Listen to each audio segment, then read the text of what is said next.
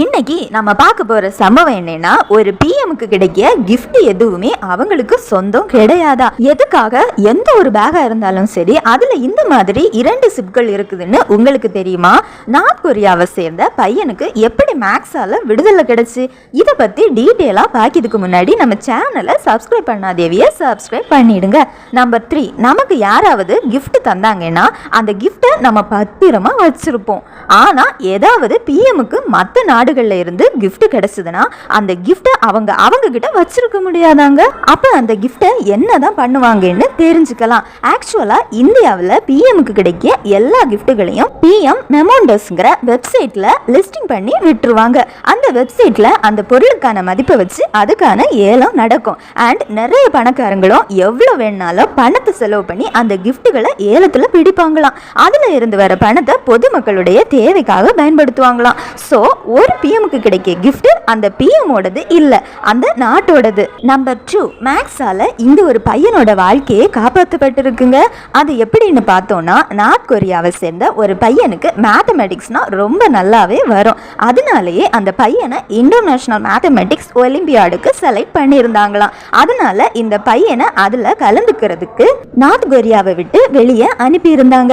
ஆனா இந்த பையன் ஒலிம்பியாடு முடிஞ்சு நார்த் கொரியாவுக்கு திரும்ப போகாம நார்த் கொரியால இருந்து தப்பிச்சா போதும்னு அந்த இடத்தை விட்டு ஓடி போயிட்டானா. அப்போ கண்டிப்பா அந்த பையனுக்கு இப்பதான் சுதந்திரம்னா என்னன்னு தெரிஞ்சிருக்கும். நம்பர் 1 பத்தி பார்க்கிறதுக்கு முன்னாடி நம்ம சேனலை சப்ஸ்கிரைப் பண்ணாதேவே சப்ஸ்கிரைப் பண்ணுங்க. நார்மலாவே school bag, college back, travel back எதுவா இருந்தாலும் சரி, அதுல பாத்தீங்கன்னா கண்டிப்பா இந்த மாதிரி 2 சிப்களை வச்சிருப்பாங்க. இந்த மாதிரி பேக்ல எதுக்காக 2 சிப்களை வச்சிருக்காங்கன்னு எப்பவாவது யோசிச்சிருக்கீங்களா?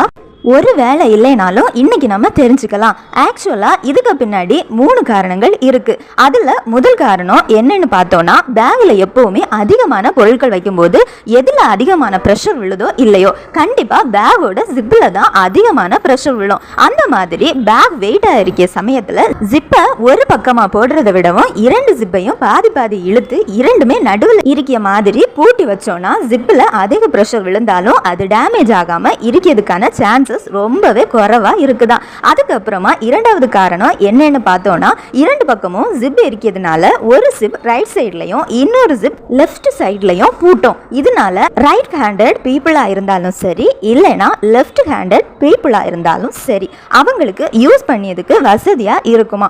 அதாவது right handed and left handed 2 மக்களுக்குமே வசதியா இருக்கிறது மாதிரி 2 டைரக்ஷன்லயுமே ஜிப் வச்சிருக்காங்க.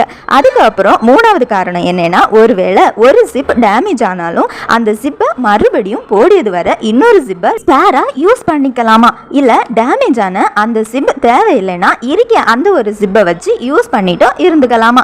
இந்த மாதிரி காரணத்தால தான் எந்த மாதிரியான பேகா இருந்தாலும் அதுல 2 ஜிப்களை கொடுத்திருப்பாங்க. நீங்க லெஃப்ட் ஹேண்ட் யூஸ் பண்ணுவீங்களா இல்ல ரைட் ஹேண்ட் யூஸ் பண்ணுவீங்களான்னு கமெண்ட்ல சொல்லுங்க. Bye bye.